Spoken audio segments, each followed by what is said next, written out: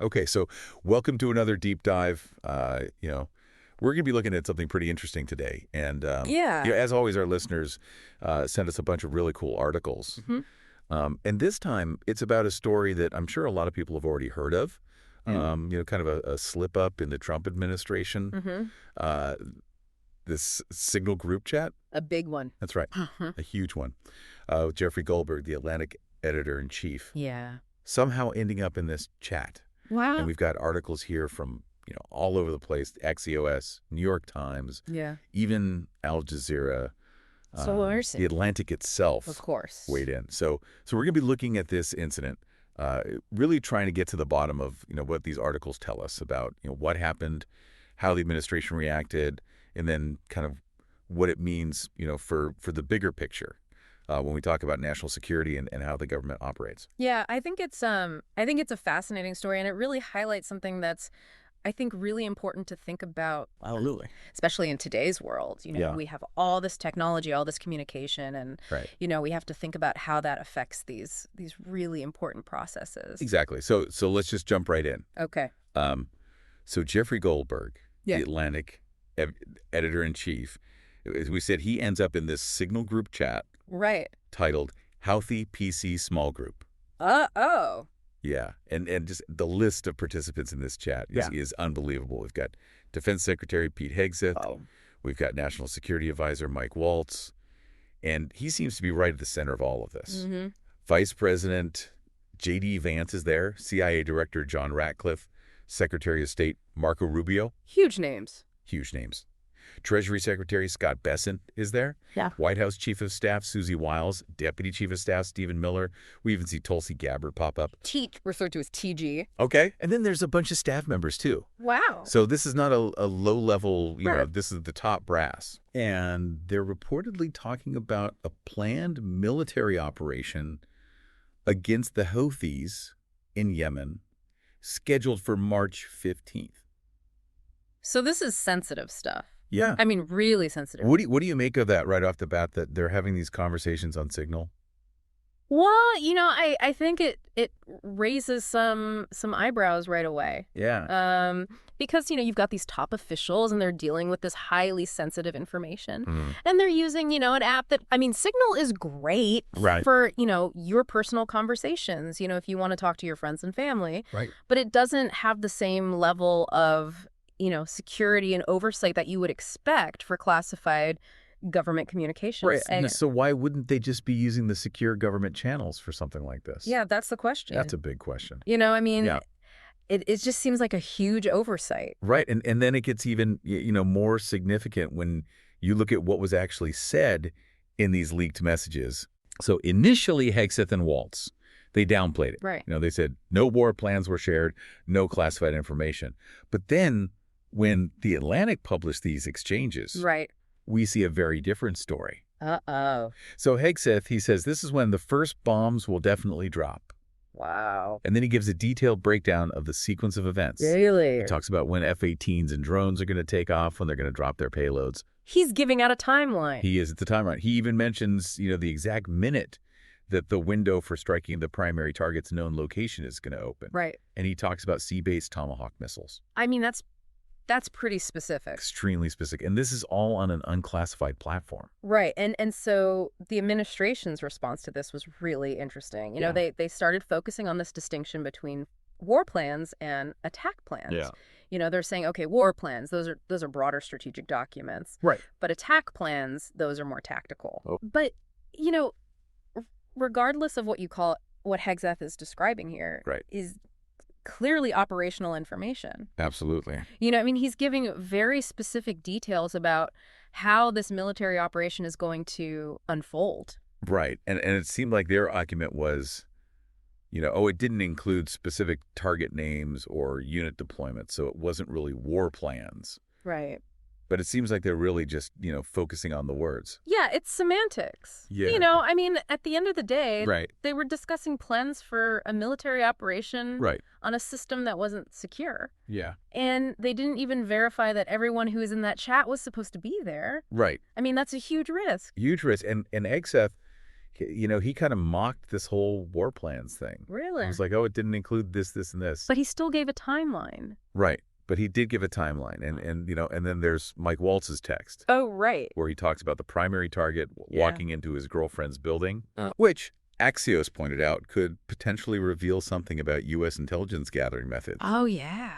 And then the fact that this confrontation happened before the operation was even finished is really concerning, too. Definitely. I mean, if that information had gone into the wrong hands, who knows what could have happened. Exactly. So it's a pretty serious situation. Very serious. So how did the administration try to, handle all this? Well, it was kind of a mess. Okay. Mike Waltz, he came out and he said, oh, yeah, I created the group, but I added Goldberg by mistake. Okay. I didn't recognize his number. I thought it was someone else. He didn't see the loser in the group. Yeah, he actually called him a loser, which, Oh, wow. not a great look.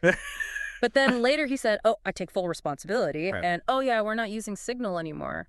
And then President Trump, according to Il Folio, he came out and supported Waltz. Okay. He said, oh, he learned his lesson.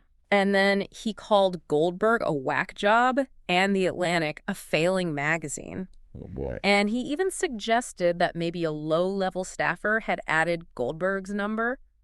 So they're kind of throwing everyone under the bus here. Yeah, it sounds like they're trying to shift the blame, First it was a mistake, then maybe it was a staffer. Right. It's not a good look. And then you've got Marco Rubio. He acknowledged that someone made a big mistake by adding a journalist, but he insisted that no classified information was shared. Uh-huh. He said the chat was just for coordination purposes. Right. And that he was assured no soldiers' lives were put at risk. And this was reported by? This was reported by Assay and the New York Times. Okay. Then Karoline Leavitt, the White House press secretary, she just dismissed the whole story. She said it was fake news from a Trump hater who's known for sensationalism. Okay. And she pointed to the Atlantic's headline, which used the term attack plans as evidence that they were walking back from the war plans thing. So we're back to semantics. Yeah, it's all about the words. Right. But then you've got Tulsi Gabbard and John Ratcliffe. Okay. They both testified that, to their knowledge, no classified information was shared, but they deferred to Hegseth on the matter of classification. Interesting.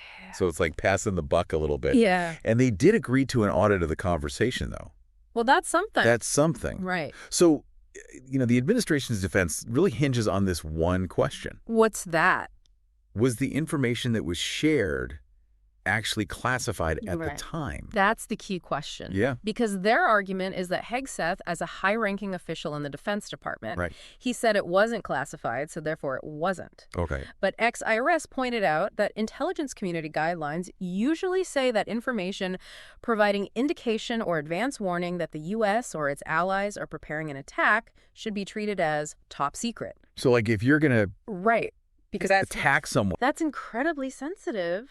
I mean, if that information gets out, it could put lives at risk. Exactly. It could compromise the entire operation. Yeah. So you would think that would be classified at the highest level. Right. And Gabbard and Ratcliffe, they said that they didn't think any classified information was shared.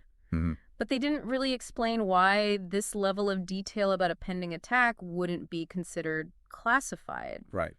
So it seems like there's a disconnect there. Yeah. Big disconnects. Yeah. So it wasn't all about operational details in this Signal chat, though. Okay. Vice President J.D. Vance, he also chimed in with some broader strategic perspectives. Interesting. Particularly regarding Europe. Okay. He said that he thought the Houthi situation was more Europe's problem than America's. And he said he didn't want to be bailing Europe out again. Interesting. And Hegseth seemed to agree with him. Really? He responded with, a pretty strong statement about European freeloading. And this is all according to Axios and Lunita. Oh, okay. So what do you make of these comments? Well, Vance has actually said similar things publicly before. He has. Yeah, Axios has reported on his views on Europe. Mm-hmm. He's been critical of their defense spending, their censorship policies. Right. And he's even used some pretty harsh language to describe the continent. Wow. And in this text message, he actually included a statistic. He said 3% of U.S. trade runs through the Suez, 40% of European trade does. Wow. So he's basically saying, Europe has a bigger stake in this region than we do.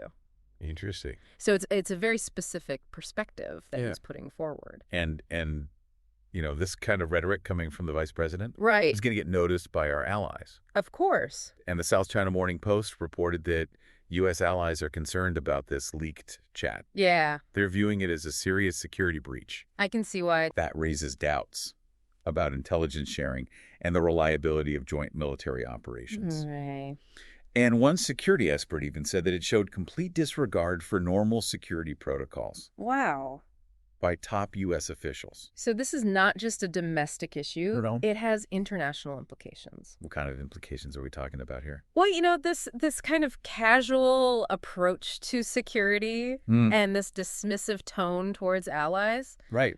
it could really damage trust. Yeah. It could make our allies hesitant to share intelligence with us Right. or to participate in joint military operations. That makes sense. And, it plays into these existing concerns that some allies have had about the Trump administration's foreign policy. Right. They're already worried about America going it alone. Right. And this just reinforces those fears. So it's a big deal. It's a huge deal. And then on top of all of that, you've got American oversight. Right. This government watchdog group, they filed a lawsuit against Hegseth and other officials. Really? Yeah, they're alleging that they violated federal records laws by using Signal for official government business Okay. and potentially deleting messages, And this is according to... according to Exeosa. Okay. And they pointed out that the Federal Records Act requires federal officials to preserve communications related to their official duties. Right. So you can't just be deleting stuff. No. So what's the basis of this lawsuit? Well, it comes down to transparency and accountability. Okay. The government is supposed to keep records of its activities, Right. and that includes communications. Mhm. So using an app like Signal to discuss sensitive military plans Right. and then potentially deleting those messages, Right. that's a problem. Yeah. Because it means that there's no record of what was said. Right. And that makes it impossible to hold people accountable. And the interim executive director of American Oversight said that this was a 5-alarm fire for government accountability and potentially a crime. Wow. So they're not messing around. No, they're not. They're taking this very seriously. It seems like if this had been, some lower level officials, Right. they would have been in big trouble. Yeah, they probably would have lost their jobs. Right. Maybe even face criminal charges. Yeah. But because it's these high-ranking officials, Yeah. it seems like they're getting a pass. And a lot of people have pointed that out. Right. It's a double standard. Yeah. It undermines public trust in the government Absolutely. when it seems like there's one set of rules for the powerful Right. and another set of rules for everyone else. So to recap, we've got a discussion about a planned military operation that was accidentally shared with a journalist. Mm-hmm. The administration is downplaying the significance. Right. They're focusing on the words that were used, Semantics. and they're saying that no classified information was involved. Okay. But they're also expressing some pretty concerning views about our European allies. Right. And this whole thing has led to concerns among our international partners. A lawsuit alleging violations of federal records laws Right. and big questions about security protocols and accountability at the highest levels of government. It's a lot. It is a lot. It really makes you think about the challenges of digital communication, Yeah. especially when it comes to national security. Right, because it's so easy to share information now. Right. But we have to be really careful Well, with how we do it. We need to make sure that the channels are secure Right. and that the people who have access to that information are trustworthy Absolutely. and that they understand the gravity of the situation. So we'll leave you with this. Okay. As we enter this new age of digital communication, what are the evolving responsibilities of government officials when it comes to safeguarding national security? That's a good question. Yeah. And what does this Signal chat incident tell us about the internal dynamics and priorities at the highest levels of government? Mm-hmm. How are they balancing transparency, security, and the public's right to know? Big question. Big question. For our listeners to ponder. Exactly. So thanks for joining us for this deep dive. It's been a pleasure. We'll see you next time.